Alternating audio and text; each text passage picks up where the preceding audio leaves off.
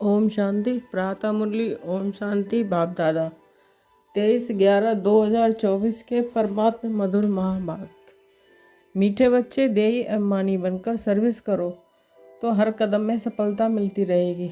प्रश्न है, किस स्मृति में रहो तो देह अभिमान नहीं आएगा? उत्तर, सदा स्मृति रहे कि हम गॉडली सर्वेंट हैं। सर्वेंट को कभी भी देह अभिमान नहीं आ सकता। जितना जितना योग में रहेंगे उतना देह अभिमान छूटता जाएगा। प्रश्न है, देह अभिमानियों को ड्रामा के अनुसार कौन सा दंड मिल जाता है? उत्तर, उनकी बुद्धि में ये ज्ञान बैठता ही नहीं है। साहूकार लोगों में धन के कारण देह अभिमान रहता है, इसलिए वह इस ज्ञान को समझ नहीं सकते हैं।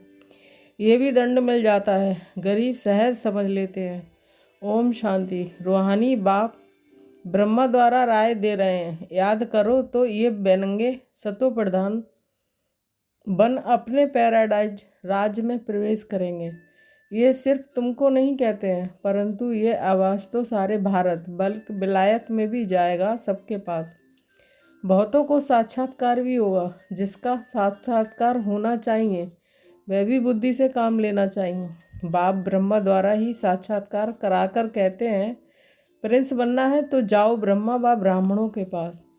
यूरोपवासी भी इनको समझने चाहते हैं। भारत पैराडाइज था तो किसका राज्य था ये पूरा कोई जानते नहीं है। भारत ही हेवन स्वर्ग है। अभी तुम सबको समझा रहे हो। ये सहज राजयोग है जिससे भारत स्वर्ग अथवा हेवन बनता है।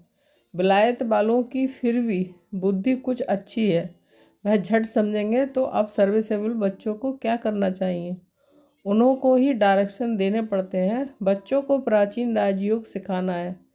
तुम्हारे पास म्यूजियम, प्रदर्शनी आदि में बहुत आते हैं। ओपिनियन लिखते हैं कि ये बहुत अच्छा कार्य कर रहे हैं, परंतु खुद समझते नहीं हैं। थोड़ा कुछ टच होता है तो आते हैं, फिर भी गरीब अपना अच्छा भाग बनाएंगे और समझने का पुरुषार्थ करेंगे। साहूकारों को तो पुरुषार्थ करना नहीं है, देह अभिमान बहुत है ना। तो ड्रामा के अनुसार जैसे बाबा ने दंड दे दिया, फिर भी उनके द्वारा आवाज़ कराना पड़ता है। विलायत वाले तो ये नॉलेज चाहते हैं, सुनकर बहुत खुश हो जाएं। गवर्नमेंट के ऑफिसर्स पिछाड़ी कितनी मेहनत करते हैं, परंतु उन्हें फुर्सत ही नहीं है। उन्हों को भल घर बैठे साक्षात्कार भी हो जाए तो भी बुद्धि में नहीं आएगा। तो बच्चों को बाबा राय देते हैं, ओपिनियन अच्छी अच्छी इकट्ठी करके उनका एक अच्छा किताब बनावें, राय दे सकते हैं। देखो कितना सबको ये अच्छा लगता है। विलायत वाले व भारतवासी भी सहज राजयोग जानने चाहते हैं। स्वर्ग के देवी देवताओं की राजाई जो सहज राजयोग से प्राप्त भारत को प्राप्त होती है, तो क्यों ना ये म्यूजियम गवर्नमेंट हाउस में अंदर लगा दें, जहाँ कॉन्फ्रेंस आदि होती रहती है। ये ख्यालात बच्चों के चलने चाहिए। अभी टाइम लगेगा, इतनी जल्दी नर्म बुद्धि नहीं होगी। गोडरेज का ताला बुद्धि को लगा हुआ है। अभी आवाज़ निकले तो रिवोल्यूशन हो जाए। हाँ, होना ज़रूर है। बोलो गवर्नमेंट हाउस में भी म्यूजियम हो तो बहुत फॉरेनर्स भी आकर देखें।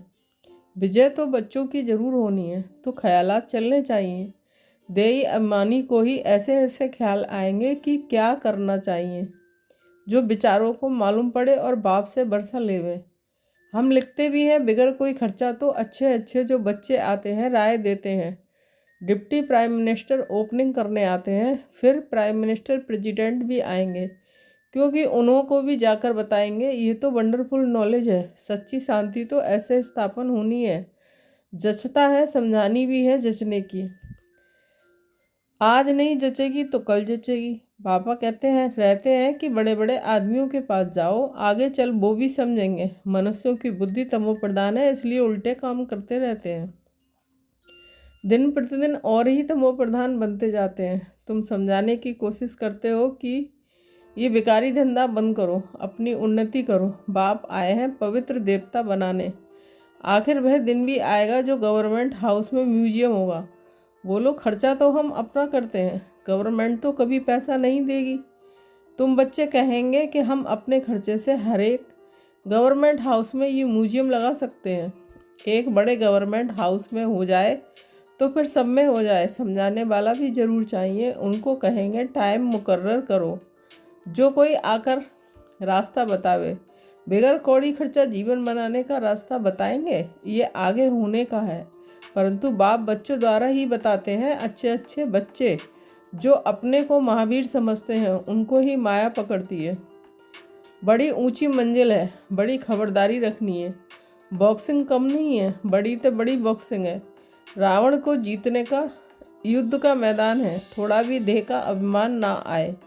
मैं ऐसी सर्विस करता हूँ, ये करता हूँ, हम तो गॉडली सर्वेंट हैं, हमको पैगाम देना ही है। इसमें गुप्त मेहनत बहुत है। तुम ज्ञान और योग बल से अपने को समझाते हो, इसमें गुप्त रहे विचार सागर मंथन करें, तब नशा चढ़े, ऐसे प्यार से समझाएंगे। बेहद के बाप का वर्षा हर कल्प भारतवासियों को मिलता है। 5000 वर्ष पहले इन लक्ष्मी नारायण का राज्य था।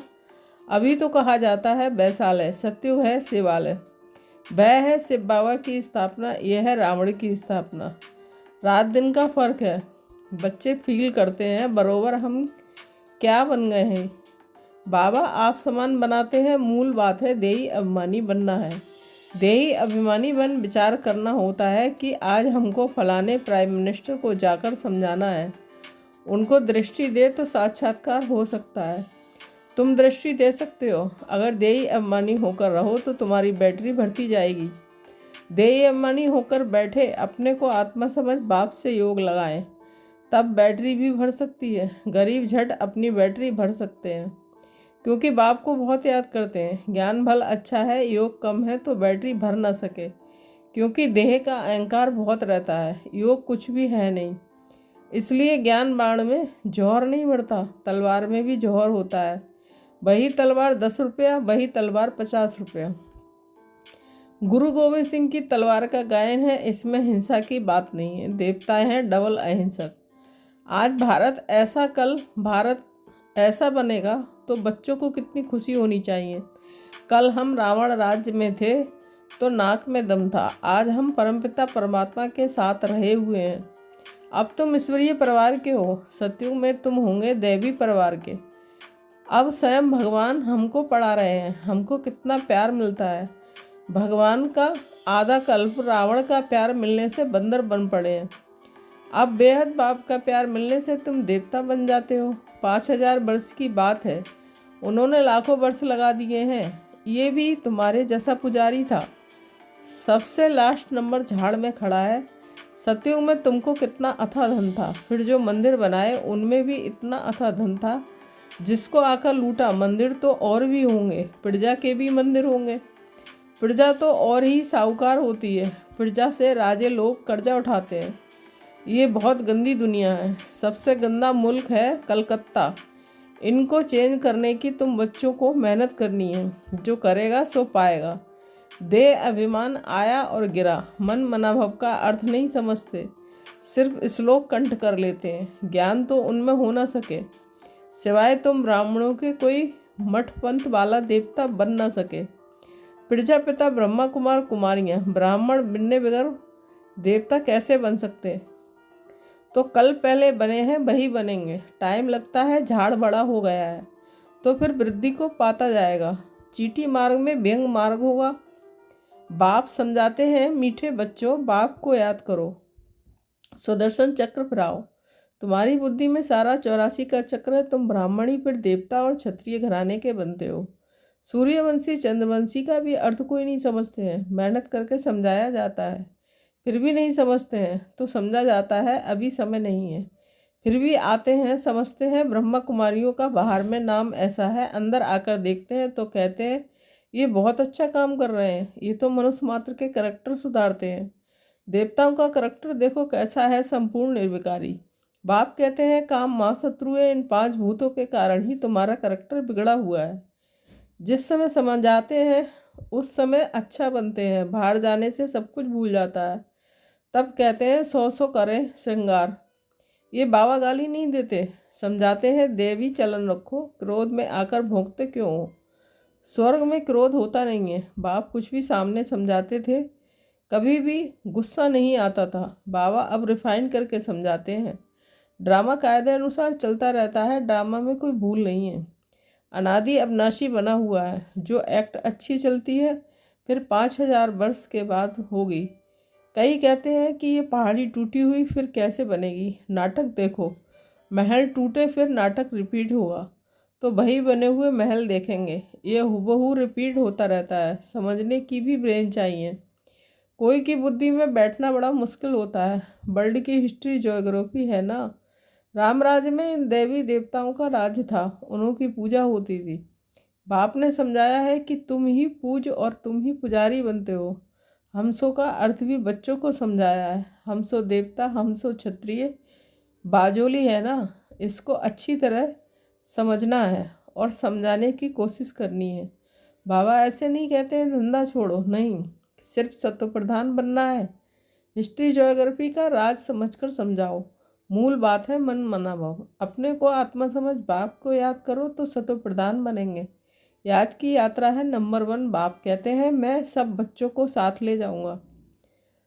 सतयुग में कितने थोड़े मनुष्य हैं, कलयुग में कितने ढेर मनुष्य हैं। कौन सबको वापस ले जाएगा। इतने सारे जंगल की सफाई किसने की।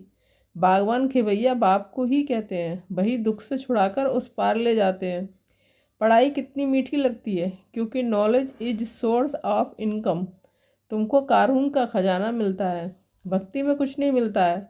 यहाँ पाँव पड़ने की बात ही नहीं है। वह तो गुरु के आगे सो जाते हैं, इससे बाप छुड़ाते हैं। ऐसे बाप को याद करना चाहिए। वह हमारा बाप है, ये समझ लिया है ना। बाबा से वर्षा जरूर मिलता है, वह खुशी रहती है। लिखते हैं हम साहूकार के पास गए तो लज्जा आती थी, हम गरीब हैं। बाबा कहते हैं गरीब हो और ही अच्छा है, साहूकार होते तो यहाँ आते ही नहीं। अच्छा, मीठे मीठे सिकील दे बच्चों के प्रति माता पिता बाप दादा का याद प्यार गुड मॉर्निंग नमस्ते। हम रूहानी बच्चों की रूहानी माता पिता बाप दादा को याद प्यार गुड मॉर्निंग नमस्ते नमस्ते। शुक्रिया बाबा, शुक्रिया। धारणा के लिए मुख्य सार 1 पॉइंट। सदा इसी खुशी व नशे में रहना है कि अभी हम ईश्वरीय परिवार के हैं।